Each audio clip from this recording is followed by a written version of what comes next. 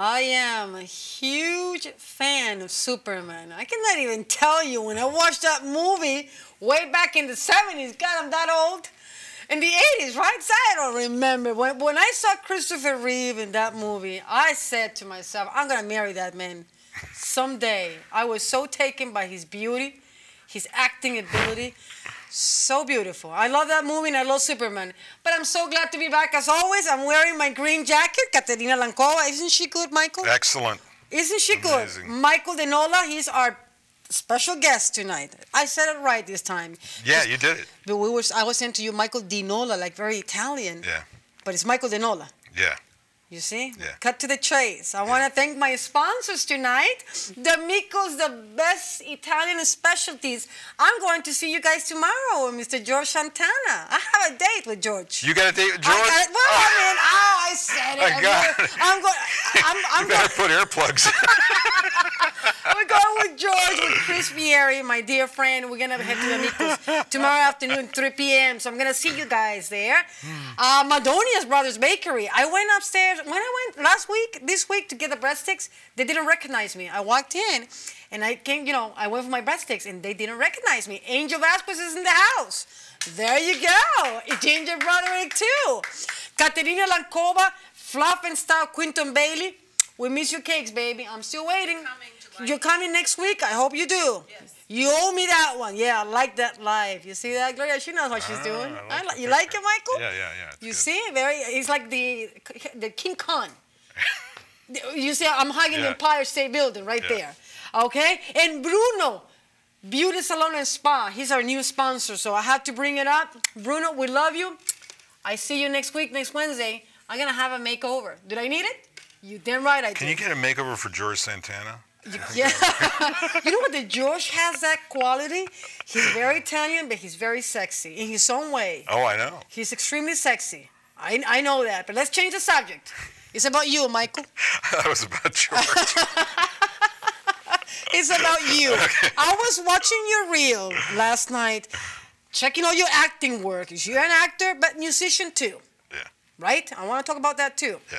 And I was very impressed with your acting ability. You're a character actor. You have those kind of faces that it grabs me. You know, that face. But what you said to me right before we started? I don't have the face that I thought I had? Yeah. That's in the course of your life, everybody, you hear your voice on tape for the first time and you go, what the hell? That's my voice? Well, the thing is, as your face changes, and then you become an actor and you see yourself on screen and you go, God damn, look at that nose. Oh, what's beautiful nose. Forehead? I love big noses. I'm a huge fan of big noses. Yeah, me too. Not on me, though. No, but the thing is, you just go, who is that guy? He looks like he's full of gravitas. He looks scary. I look at him and I go, oh, that's me. Yeah. Because inside, I'm a child. You're a kid. You're a baby. That's what you're saying? Oh yeah, I'm 12 years old inside. Yeah. So you see, everybody wants to book me as heavy or whatever, And I'm like, I would love to see you in a comedy, like in a love comedy, like a sitcom, like a love story. Yeah, I've done. You've done work. Let's talk about your work as an actor. Yes. Your work. Such a serious word, work. Work, yes, because acting is a work. It's a craft that you have to earn, right? I guess. I don't know. Some people walk between raindrops, and they just get work and they don't know anything. But they're handsome, and they're pretty, and they're lucky, young, and they're lucky. But it's good. It's all good. It's all good. Well, it depends, on what you're talking about. It is a tremendous amount of work, but people put a lot on it. I feel like we just cut out. Somebody cut out the monitor. So what happened?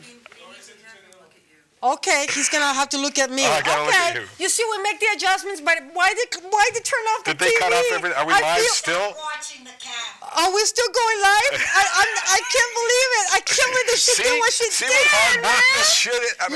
I'm not supposed to do that either, right? But Michael, no, it's okay. Yeah. But you see, we're taking adjustments, and we're going live. That's right. And you see what she just did? But let me tell you, I'm not running away from you, Gloria. I'm here taking the heat. You got it? I can take direction because I'm an actor, supposed to take direction. Right. I want the monitor back on, Ginger. So you turn it on, baby. I'm sorry. Keep Where going, were we? Where were we? Well, about the acting, about how people get lucky, some people they don't get lucky. I was going to say about the hard work. That's something that really screws a lot of people up, I think. Right. Because especially with film acting, I'm beginning to see that people that it is a different animal. I mean, you have Respect for Acting. Is a famous book by I'm terrible with names. But, me too. That makes two of us. But we both forget things, and we're I'm extremely forgetful. But I do my share of reading. I can tell you that much. Yeah, I was going to say Uma Thurman, but it's Uta Hagen. Uta Hagen.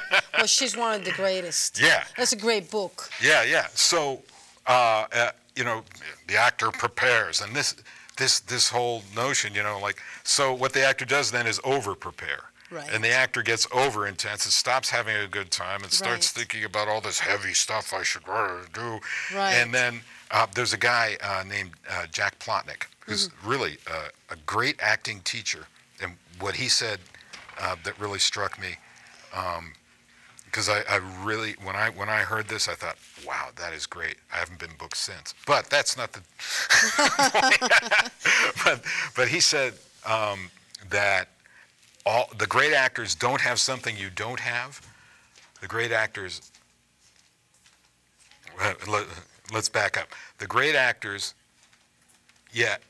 don't have something that you have.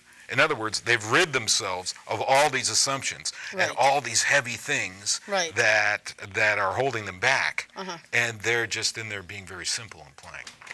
And so this notion of the work and adding all this stuff on and everything, it's not true. You have to subtract. Even Laurence Olivier used to say that for film. He said that he, obviously being such a great stage actor for years, he said that when he started looking his work on camera, after the editing, when he was involved in direction, he wrote that I couldn't believe the amount of things that I was doing unnecessarily. Yeah.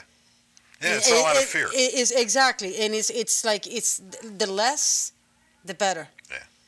And it's got to be very subtle. Yeah. And it's not that easy. No, it isn't. It's not that easy. It looks easy, but it's not. It's like a ballerina. You have to make it right. It's so much work when you got to, I guess, be on stage on your tiptoes and do all those crazy things. Yeah. And it's hard work, but it doesn't to look that it's tough. We don't need to see the pain. We want to see the beauty. Yeah. Right? Yeah. So I guess it's, but it's not about ballet. It's about acting, and it's about you. I want to talk about, you are from San Francisco, right? Yeah. What a beautiful city. I was there once with my parents. Yeah, it's lovely.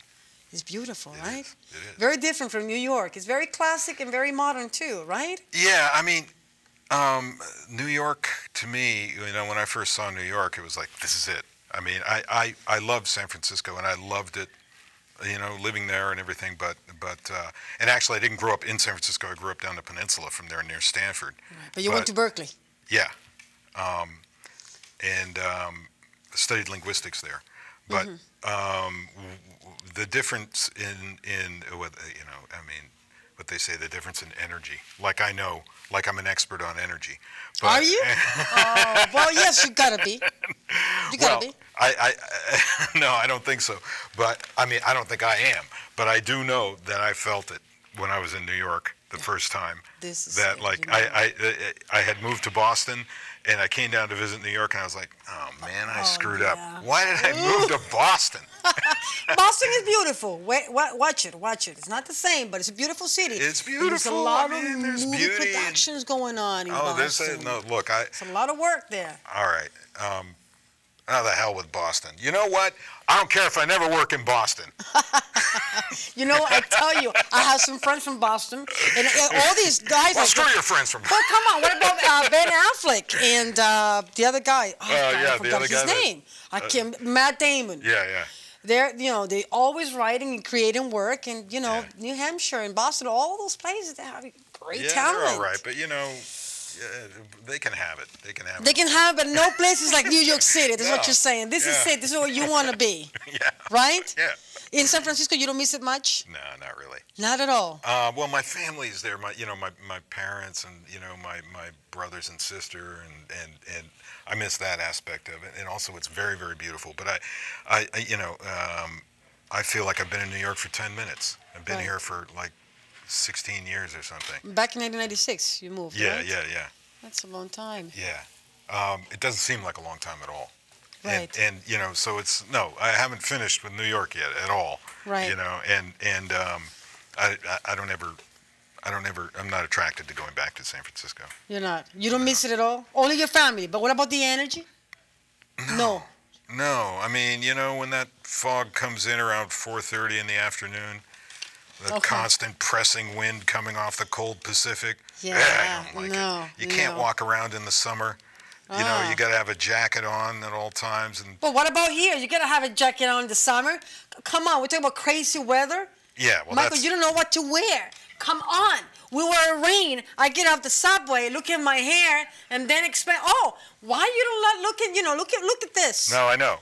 Well, this is ridiculous. Come on. No, I agree. It's this raining doesn't and make pouring sense. for 5 minutes. Then we had the sun, and then the Yeah, rain. and then the rain goes. again. Oh, I forgot, and it comes back. And it goes back again. It's like you wonder why we're crazy in the city. Yeah. No pity. No, I don't attribute that to New York. I just think the weather is nuts these days. That's it. Everything is Yeah, it's out of control. I- That's what you it know. seems like. yeah. Better not get me started on that. Well, No, this is Michael- about. Like you say, Wait, this is yeah, about me. okay, it's This is about not about you. global warming. This no, is no, about no, me. it's not about global warming. And Al Gore, I love the documentary though, but that's besides the point. It's Yeah, a great no, documentary. yeah, You haven't yeah. seen it? Well, I've seen it. It's a good documentary. Didn't go far enough. Yeah, I know. Oh, come on. He's so talented. I couldn't believe when he got divorced. I couldn't believe it. No, that shocked me too. Oh, it was a big shocker. Said, Al, man, what are you doing? What do you do? What do you do? Your music. I read that you are, of course, you're a musician as Yeah, well. yeah. Actor slash musician / actor. Yeah. You studied composition for how many years? I want to hear about that a little All bit. right. So, I guess. And you play the saxophone. He plays the saxophone. That's sexy. I'm not trying to pick you up, but that's. You're not? Well, I'm not. Did I look like I'm trying to pick you up? Oh my God! I can't believe it. Your wife is gonna get jealous. Where is she doing? Where is she now? Is she home? She's wherever she is, she's not watching this. She's not watching. Why not? Is she? Does she? Honestly? I'm kidding. Is she working? No, She's she's the working babies? right now. She's working right now. Yeah. Okay, let's talk about your music. I want to hear about that. Well, I was a jazz musician for 25 years. I still am, but I just never have time to pick up the horn anymore because I got 2 kids, and then Right. I'm working and I'm acting, and and stuff. But basically, I had my own jazz quintet called the Hudson Jazz The Hudson Ensemble, Jazz. and we played around New York for about 5 years, all original material.